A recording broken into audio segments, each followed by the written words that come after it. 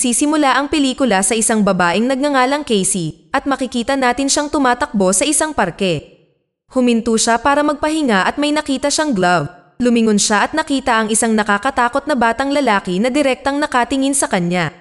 Mapapansin natin na ang batang lalaki ay may matingkad na asul na mga mata at maputlang balat. Biglang nawala ang bata at sa halip, nakita natin ang isang aso na nakasuot ng maskara. Sinundan ni Casey ang aso sa mga puno at nakita niya ang parehong maskara na nakalapag sa isang tumpok ng mga dahon. Sinimulan niyang suriin ang maskara at natuklasan ng isang garapon na may laman na embryo ng tao sa loob. Sa pagpasok ng kamera, biglang iminulat ng embryo ang mga mata nito at natakot siya. Sa sumunod na eksena, makikita natin si Casey na nag-aalaga sa mga anak ng kanyang kapitbahay habang nakikipag-usap sa kanyang kaibigan na nagngangalang Romy. At sinabi niya sa kanya ang tungkol sa kakaibang engkwentro. Sinabi ng kanyang kaibigan na ang makakita ng mga sanggol ay tanda ng pagbabago sa renewal. Ngunit sinabi niya na hindi niya alam ang kahulugan ng senyales kapag ang isang sanggol ay itinatago sa isang garapon. Pagkatapos ay tinanong ni Casey ang kahulugan ng makakita ng aso, at sinabi ni Romy na sa mitolohiya, ang mga aso ay nakikita bilang mensahero ng mga patay. Pagkatapos nito, nagtanong si Romy tungkol sa dalawang bata na inaalagaan ni Casey. Biglang, narinig ni Casey ang mga tumatakbong tunog na nagmumula sa itaas at narinig ang nakatatandang bata na nagngangalang Matty na nagsasalita ng kung ano sa monitor ng sanggol. Umakyat si Casey sa hagdan at tiningnan ang mga bata. Sa kanyang pagkabigla, nakita niya ang nakakatanda na ipinapakita ang salamin sa bagong silang na sanggol. Hinarap siya ni Casey at tinanong kung ano ang ginagawa niya, ngunit hindi siya sumasagot. Lumapit si Casey kay Matty at sinabihan siyang matulog, ngunit biglang, hinampas niya ang salamin sa kanyang ulo at sinabi sa kanya na gusto ni Zombie na ipanganak ngayon. Nang maglaon, dumating ang kanyang mga kapitbahay at humingi sila ng tawad sa inasal ng kanilang anak. Si Casey ay umalis sa kanilang bahay dahil sa gulat at habang nasa daan, nakita niya ang parehong mga guwantes na nakalatag sa kalsada. Umuwi si Casey sa kanyang bahay at tinanong siya ng kanyang ama kung gusto niya ng cheesecake dahil mayroon siya. Ngunit tinanggihan ni Casey ang kanyang alok at nagtungo sa kanyang silid. Sa kwarto niya, naligo siya at natulog. Bigla siyang nakarinig ng katok mula sa kanyang salamin, ngunit pagbukas niya ay wala siyang nakita. Kinaumagahan, makikita natin siyang gumagawa ng mga piniritong itlog, at nang mabasag niya ang isang itlog, may lumabas na insekto at tinatakot siya. Kinuha niya ang kawali at itinapon sa lababo. Nalilito siya nang dumungaw siya sa bintana at nakitang nakatitig sa kanya si Matty. Nang maglaon, nakipagkita si Casey sa kanyang mga kaibigan at sinabi ni Romy sa kanya ang tungkol sa isang pamahiin na ang mga bagong silang ay hindi dapat makita ang kanilang sariling mga pagmuni-muni sa salamin, kung hindi, sila ay mamamatay sa lalong madaling panahon. Pero pinagtatawanan siya ng grupo sa pagsasabi ng mga ganyan. Maya-maya, makikita natin silang dumalo sa isang lecture at biglang lumabo ang paningin ni Casey. Nakikita niya ang parehong nakakatakot na salita na gustong nang ipanganak ni Zombie na nakasulat sa pisara. Nakita pa niya ang pangungusap na nakasulat ng maraming beses, nakasulat din sa kanyang kwaderno. Biglang, nakita niya ang embryo sa garapon at isang insekto ang umakyat sa kanyang kamay. Nagulat siya dito at umalis sa lecture. Sa sumunod na eksena, ipinakita sa atin ng direktor ang isang cinematic scene ng kanyang pagligo. Nang maglaon sa dresser room, nalaman ni Romy na may mali sa mata ni Casey at sinabihan siyang bumisita sa isang doktor. Kaya bumisita si Casey sa isang doktor at ipinaliwanag niya na maaaring mayroon siyang heterochromia, ibig sabihin na iba ang kulay ng isang mata sa isa. Pagkatapos ay sinabi ng doktor na maaaring sanhi ito ng isang blunt force trauma at idinagdag na sa mga bihirang pagkakataon, maaaring ito ay isang malignant melanoma. Pagkatapos ay nagpasok ang doktor ng isang speculum upang panatilihing nakabukas ang kanyang mata at nagpatuloy sa pagkuha ng ilang mga larawan ng kanyang mata. Si Casey at ang kanyang kasintahang si Mark ay umalis sa ospital at binibigyan niya ito ng ilang magandang balita na nagsasabi na maaari silang maglaro ng hormone game dahil hindi uuwi ang kanyang ama hanggang bukas ng umaga. Bigla niyang nakita ang parehong bata mula sa kanyang mga pangitain na nakatayo sa kabilang kalsada at nakatitig sa kanya.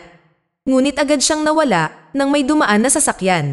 Sa sumunod na eksena, nakita si Casey at ang kanyang kapareha na nakahiga sa kama. Ngunit sa kasamaang palad, wala tayong makitang anumang hormone let go na mga eksena sa pelikula. Tinanong niya siya kung naniniwala siya na may kabilang buhay, na sumagot siya ng hindi. Nagalit si Casey at inisip ang kanyang nakaraan. Nalaman natin na ang kanyang ina ay ipinasok sa isang mental asylum. Inaaliw siya ni Mark sa pamamagitan ng pagbibigay sa kanya ng madamdaming masahe sa kanyang dila. Maya-maya, tumingin si Casey sa salamin at napansing mas nagbago ang kulay ng kanyang mga mata. Paglabas niya ng banyo, may narinig siyang katok mula sa salamin. Dahan-dahan siyang lumapit sa salamin at binuksan iyon. Ngunit wala siyang makita sa salamin, kaya isinara niya ito. Bago pa man siya makaalis ay muli niyang narinig ang mga katok mula sa salamin. Kaya bumalik siya at binuksan ito. Ngunit sa pagkakataong ito, nadatnan niya ang batang lalaki na sumisigaw. Sa sobrang gulat niya, natakot pati ang kanyang hormone. Si Mark ay nagmamadaling pumasok pagkatapos marinig ang kanyang pagsigaw at sinabi niya sa kanya ang tungkol sa bata. Ngunit nang buksan niya ito, wala siyang nakitang tao sa loob nito. Napagod si Casey sa kalokohang ito at tinanggal ang salamin sa kanyang banyo. Kinabukasan, makikita natin siyang tumatakbo sa kalye at huminto siya malapit sa bahay ng kanyang kapitbahay. Nakita niya ang mga taong nagtitipon sa paligid ng bahay at sinabi ng isa sa kanila na natagpo ang patay ang sanggol. Nalaman natin na ang pamahiin ay nagkatotoo sa pamamagitan ng pagkamatay ng sanggol. Bago umalis, muli niyang nakita si Matty na nakatingin sa kanya sa bintana. Kinalaunan sa araw na iyon, binisita niya ang doktor at tinanong siya nito kung may kambal siya na sinabi niya na wala. Ngunit pinayuhan siya ng doktor na maaaring gusto niyang magpatingin sa isang genetic counselor para lamang maging mas ligtas. Bumisita si Casey sa kanyang ama at sinabi sa kanya ang tungkol sa kanyang mga resulta ng pagsusuri sa mata. Tinatanong niya kung may kambal siya. Inamin ng kanyang ama na nagkaroon siya ng kambal na kapatid ilang taon na ang nakararaan. Ngunit namatay ito habang nasa sinapupunan siya dahil nasakal siya ng pusod ni Casey. Nadismaya si Casey matapos malaman ito at tinanong siya kung iyon ang dahilan kung bakit nagpakamatay ang kanyang ina. Itinanggi ng kanyang ama ang dahilan at sinabing may likas na sakit ang kanyang ina at sinabing iyon ang dahilan kung bakit siya nagpakamatay. Pagkatapos ay tinanong ni Casey kung may pangalan ng kanyang kapatid na sinagot niya na siya at ang kanyang yumaong ina ay binansagan siyang zombie. Sa sumunod na eksena, tinitingnan ni Casey ang mga lumang photo album ng kanyang pamilya at napansin ang isang larawang nawawala sa album. Nagbukas siya ng isa pang file at nakakita ng ilang mga ginupit na pahayagan. Sa isa sa kanila, nakita niya ang pangalan, Sophie Cosma. Tumingin siya sa isang larawan at nakita niya ang parehong batang lalaki mula sa kanyang mga pangitain na nakatayo sa tabi ng kanyang buntis na ina. Kinabukasan, magkasamang pumunta si Casey at ang kaibigan niyang si Romy upang hanapin ang babaeng nagngangalang Sophie upang magtanong mula sa paggupit ng pahayagan. Nakipag-usap sila sa receptionist at itinuro niya sila sa silid ni Sophie. Habang nasa daan, nakita ni Romy ang isang matandang lalaki at sinabing ayaw pa niyang tumanda. Lumabas si Sophie sa kanyang silid, tumutugon na walang gustong tumanda. Ipinakilala niya ang matanda sa pamamagitan ng pagsasabi sa kanila na ang kanyang pangalan ay Walker at na-stroke siya na naging dahilan ng pagkaparalisa niya mula sa kanyang baywang pababa. Iniimbitahan sila ni Sophie sa kanyang silid at nakita nilang napaka-homely ng kanyang silid. Napansin ni Casey ang isang bakanteng lugar sa dingding at nagtanong tungkol dito. Sinabi sa kanila ni Sophie na noon ay may salamin doon at hiniling niyang tanggalin ito. Sa kanilang pagtataka, tinanong niya si Casey kung mayroon siyang kambal. Sinabi sa kanya ni Casey na mayroon siyang kambal na kapatid, ngunit namatay ito sa sinapupunan. Sinabi rin niya ang pangalan ng kanyang ina ay Janet, at ipinakita niya kay Sophie ang gupit ng newspaper at ang larawan ng kanyang ina. Ipinakita ni Casey kay Sophie ang larawan at tinanong siya kung kilala niya ang kanyang ina. Matapos tingnan ang larawan, naging kakaiba si Sophie at sinabihan silang lumabas. Ilang saglit pa, nagtaka si Casey kung paano nalaman ni Sophie na siya ay may kambal. Nang maglaon sa parking lot, ipinaalam ni Casey kay Romy na ang bagong pang-anak ay namatay tulad ng pamahiin ni Romy. Sinabi rin niya sa kanya na nabanggit ng anak ng kapitbahay na si Matty ang pangalang Zombie na binansagan ng kanyang mga magulang sa hindi pa isinisilang na kapatid ni Casey. Nang maglaon, sa bahay ni Casey, pinaandar ni Mark ang isang lumang reel ng pelikula at sabay nilang pinapanood ito. Pinanood ni Casey ang pelikula at sinabi kay Mark na ito ang parehong asylum kung saan pinasok ang kanyang ina. Nang gabing iyon, pumunta sila sa isang nightclub at nakipagkita sa kanilang mga kaibigan. Pumunta si Mark sa bar at nanlabo na naman ang paningin ni Casey. Nakita niya ang nakakatakot na bata at bigla itong sumigaw. Natakot siya at pumasok sa banyo. Bigla siyang naduduwal at nagsimulang magsuka. May nakita siyang butas sa dingding at sinilip niya ito. Di nagtagal, maraming mga insekto ang nagsimulang lumabas mula dito at sinakop ang lugar. Nagsimula siyang sumigaw at tumakbo palabas, ngunit nakita niyang nakalock ang pinto. Maraming insekto ang nagsimulang lumabas mula sa lahat ng mga tubo at sa pagkabigla ni Casey, lumabas ang kanyang ina mula sa isang stall. Nagsimulang sumigaw si Casey at sa kabutihang palad, dumating ang kanyang mga kaibigan. Ngunit pagdating nila sa silid, bumalik sa normal ang lahat ng paligid. Nang maglaon ng gabing iyon, sinabihan ni Romy si Casey na maglagay ng gunting na ang 2 punto ay nakabukas sa ilalim ng kanyang unan at sinabi na ginagawa ito ng kanyang lola dahil pinalalayo nito ang masasamang espiritu. Maya-maya, nagising si Casey at natagpuan ang sarili na nakadikit sa kisame habang nakikita ang sarili na nakahiga sa kama. Biglang lumabas ang creepy na bata sa bedsheet at sinimulang punitin ang tiyan niya. Buti na lang at nagising siya at nakikita natin na isa lang itong bangungot. Pagkaraan ng ilang sandali, tinawagan ni Sophie si Casey at sinabing may sasabihin siya na talagang mahalaga sa kanya. Bumisita si Casey kay Sophie kinabukasan at sa kanyang pagkabigla, nalaman ni Casey na si Sophie ang kanyang lola.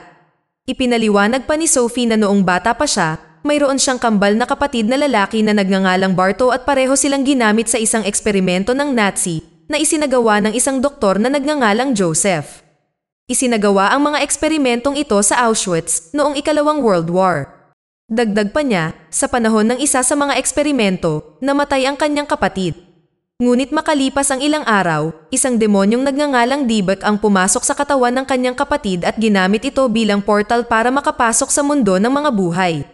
Kaya kinailangan ni Sophie na patayin ang sarili niyang kambal para pigilan ang demonyo, at ngayon ay pinagmumultuhan ng demonyo ang kanyang pamilya para sa paghihiganti. Pagkatapos ay binigyan ni Sophie si Casey ng isang Hamza amulet at sinabi na ito ay para sa proteksyon. Inutusan pa niya si Casey na sirain ang lahat ng salamin at pagkatapos ay sunugin ang mga shards. Tinukoy ni Sophie ang isang lalaking nagngangalang Rabbi Joseph Sendak at sinabing maaari siyang magsagawa ng Jewish exorcism upang paalisin ang demonyo sa kaluluwa ni Casey. Kinalaunan sa araw na iyon, nakipagkita si Casey kay Sendak at sinabi sa kanya ang kanyang mga problema. Sa una, hindi siya naniniwala sa kwento ni Casey at sinabihan siyang umalis. Kinabukasan, nakita niya ang isang aso na nakabaluktot ang ulo nito at napagtanto niyang totoo ang mga sinabi ni Casey. Sa tahanan ng matanda, pumasok ang demonyo sa katawan ni Mr. Walker at pinatay si Sophie. Nalaman ni Casey na maaaring nasa panganib si Romy, kaya pumunta sila ng kanyang kasintahan sa lugar ni Romy para balaan siya. Sa kasamaang palad, huli na sila, at ang demonyo ay pumasok sa katawan ni Matty at pinatay si Romy. Pagpasok ni na Casey at Mark sa loob, pareho nilang nakita ang demonyo at napagtanto nilang lumakas pa ito. Kinabukasan, ipinakilala sila ni Sendak sa isang pari na nagngangalang Arthur, at pumunta sila sa isang abandonadong lugar kasama ang iba pang mga voluntaryo, upang simulan ang exorcism. Sa proseso, inatake sila ng demonyo at pinapatay ang ilang miyembro. Sinapian ng demonyo ang pari at sinimulang habulin sina Casey at Mark. Naabutan sila ng demonyo at sinimulan silang salakayin. Pagkatapos ng matinding labanan, nagawang patumbahin ni Mark si Arthur, ngunit sa halip, sinapian siya ng demonyo. Sinaksak ni Casey si Mark sa leeg gamit ang anteng-anteng at nagsimulang tumakbo palayo. Sa wakas, matagumpay na nailabas ni na Sendak at Casey ang demonyo sa mundo ng mga tao, ngunit sa kasamaang palad, nahulog si Mark sa paamano at namatay sa panahon ng paghihiwalay. Makalipas ang ilang araw, nagpa-pregnancy test siya at nalaman niyang buntis siya sa kambal ni Mark. Mag-subscribe para sa higit pang mga video na tulad nito, i-on ang mga notification, at mag-iwan ng like para matulungan ang channel. And as always, thank you for watching.